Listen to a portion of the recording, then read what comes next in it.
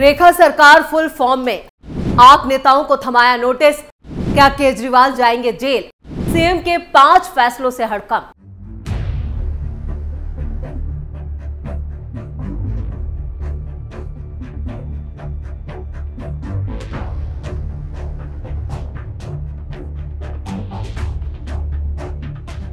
नमस्कार, आप सभी का बहुत बहुत स्वागत है। आप देख रहे हैं स्पेशल स्टोरी। मैं हूं परवीन शेख। दिल्ली में 27 साल बाद बीजेपी की सरकार आई है। ऐसे में लोगों की उम्मीदों पर खरा उतरने के लिए कई ऐसे फैसले लिए जा रहे हैं जिससे केजरीवाल के खेमे में सबसे ज्यादा हड़कंप मचा है। सीएम रेखा गुप्ता एक के बाद एक ऐसे फैसले ले रही हैं जिन फैसलों से आप में विस्फोट होने लगा है। रेखा गुप्ता के सीएम पद पर बैठने के साथ ही आम आदमी पार्टी और बीजेपी के बीच जुबानी जंग भी तेज हो गई है। आम आदमी पार्टी ने रेखा गुप्ता के मुख्यमंत्री पद के शपथ लेने के बाद महिलाओं की सुरक्षा पर सवाल उठाया था, जिस पर दिल्ली की नई सीएम रेखा गुप्ता ने महिलाओं की सुरक्षा और शासन पर उठाए गए विपक्ष के सवालों का करारा जवाब दिया। रेखा गुप्ता को सीएम बनाने पर बीजेपी नेतृत्व पर सवाल उठाने वालों को भी रेखा ने अपने एक्शन से करारा जवाब दिया है। उन्होंने पिछली आम आदमी पार्टी की सरकार और प्रशासन पर दिल्ली के विकास की अनदेखी करने और भ्रष्टाचार में शामिल होने का आरोप लगाया। वहीं पहले ही दिन बीजेपी सरकार ने केजरीवाल को करारा झटका दिया है। उनके व्यक्तिगत स्टाफ की सेवाएं समाप्त कर दी गई हैं, यानी पूरी तरह से इसे खत्म कर दिया गया। इतना ही नहीं, सीएम ने इशारों में आम आदमी पार्टी में बड़ी टूट की तरफ इशारा कर दिया है। मुख्यमंत्री रेखा गुप्ता ने कुर्सी पर बैठने के साथ ही पहले ही दिन बड़ा एक्शन लिया और केजरीवाल को अपनी पार्टी संभालने का इशारा कर दिया। यानी केजरीवाल के 22 विधायक कभी भी पाला बदलकर बीजेपी में आ सकते हैं। इसलिए रेखा गुप्ता ने कह दिया है कि केजरीवाल को अपने विधायकों को संभालना चाहिए, क्योंकि दिल्ली में ऑपरेशन लोटस शुरू हो चुका है। बीजेपी के अभी 48 विधायक हैं। इनकी संख्या कब 60 पार चली जाएगी आपको पता भी नहीं चलेगा। जैसे ही रेखा गुप्ता ने केजरीवाल को अपने विधायकों को एकजुट रखने की चेतावनी दी, उससे दिल्ली का सियासी पारा काफी गर्म हो गया है। वहीं केजरीवाल ने भी मीटिंग बुला ली है, लेकिन बैठक में कितने विधायक पहुंचेंगे ये बड़ा सवाल है। इधर एक्शन में नजर आ रही रेखा गुप्ता से केजरीवाल काफी डरे हुए नजर आ रहे हैं। सीएम रेखा गुप्ता ने पूर्व मुख्यमंत्री और मंत्रियों के व्यक्तिगत स्टाफ की सेवाएं खत्म कर दी।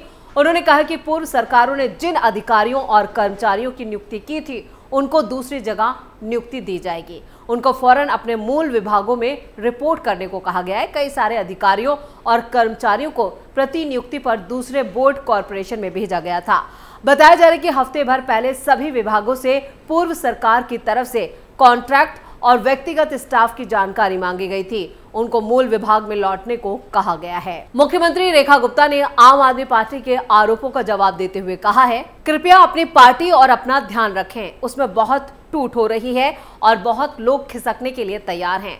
दिल्ली विधानसभा में आपके 22 विधायक चुनाव जीतने में सफल रहे और अगर ऐसे में पार्टी में कोई टूट या भगदड़ मस्ती है तो यह आपके भविष्य पर खतरा खड़ा कर सकती है। वहीं रेखा गुप्ता ने आम आदमी पार्टी के आरोपों पर जवाब देते हुए ये भी कहा कि जिन्होंने दिल्ली की जनता का हनन किया, केवल नारे दिए, काम नहीं किए और आज वो एक दिन पर हमारी तरफ उंगली उठाएंगे। उन्होंने कहा कि ये हम हैं जिन्होंने पहले ही दिन शपथ लेते ही कैबिनेट की मीटिंग की और उस मीटिंग में आयुष्मान योजना को दिल्ली में लागू किया। इस योजना को आम आदमी पार्टी की सरकार ने रोक रखा था, जिससे लाखों लोगों के अधिकारों का हनन किया गया था। उन्होंने आगे कहा कि 10 लाख की योजना का फायदा हमने पहले ही दिन अपनी पहली कैबिनेट में दिल्ली को दिया है।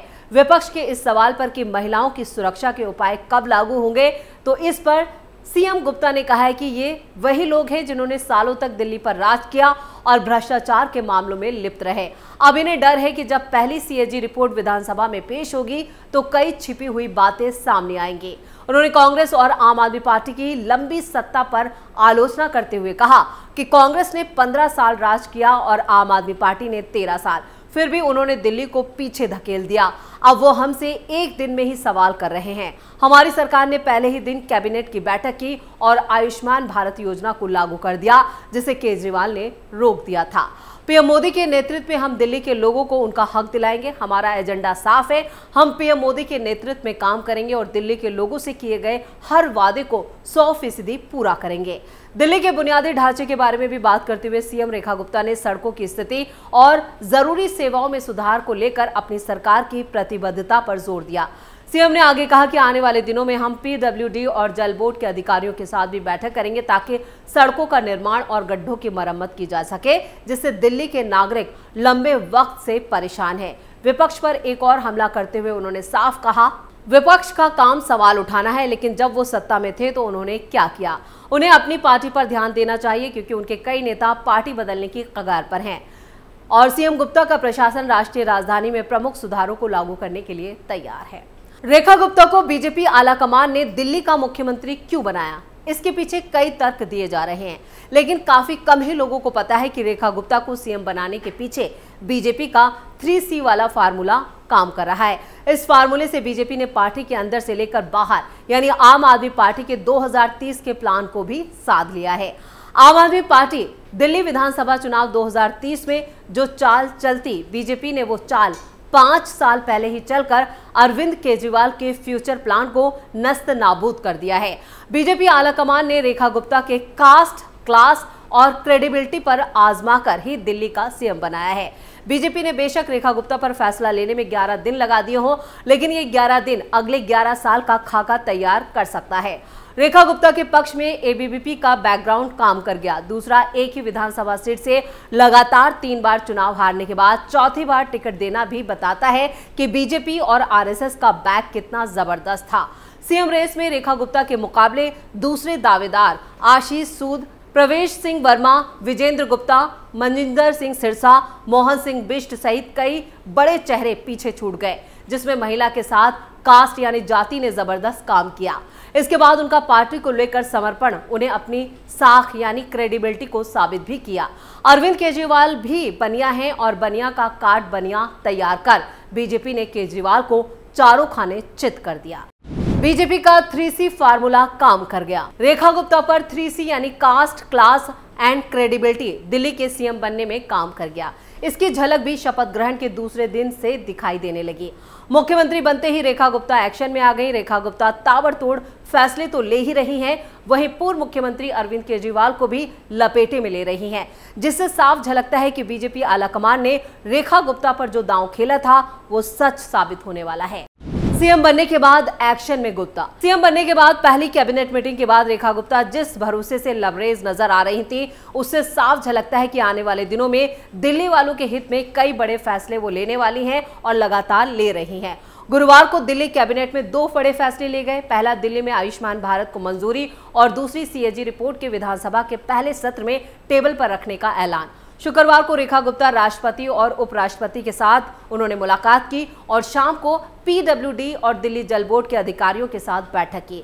ऐसे में अब बीजेपी और आरएसएस का जो 3C वाला फार्मूला है उसका असर दिख रहा है। गुप्ता ने सीएम का चार्ज संभालने के बाद दिल्ली के पूर्व मुख्यमंत्री और मंत्रियों के व्यक्तिगत स्टाफ की सेवाएं भी खत्म कर दी। रेखा गुप्ता ने आदेश जारी किया कि जो सरकारी कर्मचारी दूसरे विभागों में डिप्टेशन पर काम कर रहे थे वो अपने विभाग में सेवाओं के लिए लौट जाए।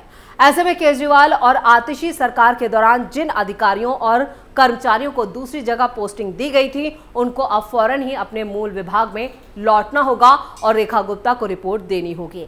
इस बीच रेखा गुप्ता के आवास को लेकर भी कई सवाल उठ रहे हैं। मुख्यमंत्री रेखा गुप्ता ने गुरुवार को शपथ ग्रहण से पहले कहा था कि वो पूर्व मुख्यमंत्री अरविंद केजरीवाल के पूर्व सरकारी आवास, जिसे बीजेपी शीश महल कहती है, उसे म्यूजियम बनाएंगी। अब रेखा गुप्ता दिल्ली की सीएम बन चुकी हैं और दिल्ली सरकार में विभागों का बंटवारा भी हो चुका है। ऐसे में अब लोगों के मन में सवाल उठ रहा है कि आखिर मुख्यमंत्री रेखा गुप्ता कहां रहेंगे। उन्होंने साफ तौर पर कह दिया है कि वो शीश महल में नहीं रहेंगी। ऐसे में रेखा गुप्ता कहां रहेंगी, इस पर मंथन शुरू हो चुका है। दिल्ली की नई मुख्यमंत्री रेखा गुप्ता रहने के लिए लोक निर्माण विभाग ने 3 विकल्प उनको दिए हैं। खबरों के मुताबिक इनमें से 2 आलीशान बंगले सेंटर दिल्ली के डीडीयू मार्ग पर मौजूद हैं, जहां दिल्ली बीजेपी का कार्यालय और बीजेपी का राष्ट्रीय मुख्यालय भी है। तीसरा बंगला उत्तरी दिल्ली के सिविल लाइन में राजपुरा रोड पर है। अधिकारियों की माने तो इन बंगलों की मरम्मत का काम पूरा हो चुका है, जिसके बाद विकल्प के तौर पर इन तीनों को चुना गया है। रेखा गुप्ता फिलहाल अपने निर्वाचन क्षेत्र शालीमार बाग में ही अपने निजी आवास में रहती हैं और यहाँ पर खबरों के मुताबिक पीडब्ल्यूडी के एक अधिकारी ने बताया कि इन बंगलों को अभी सिर्फ चुना गया है, फाइनल नहीं किया गया है। ये विकल्प नए मुख्यमंत्री को दिखाए गए हैं, बताए गए हैं। हो सकता है वो खुद इन बंगलों को देखने जाएं और किसी एक को फाइनल करें। इसके बाद सामान्य प्रशासन विभाग यानी GADA की मंजूरी के बाद सीएम को बंगला आवंटित किया जाएगा। अधिकारी के माने तो उन्हें पता नहीं है कि सीएम कब तक घर फाइनल करेंगे, यानी जैसे ही फाइनल होगा, लेकिन विकल्प जो है वो तैयार कर लिए गए हैं। इसी के साथ स्पेशल स्टोरी में इतना ही। वीडियो कैसा लगा कमेंट करके अपनी राय जरूर दें। वीडियो को लाइक करें, शेयर करें और कैपिटल टीवी को सब्सक्राइब जरूर करें। धन्यवाद।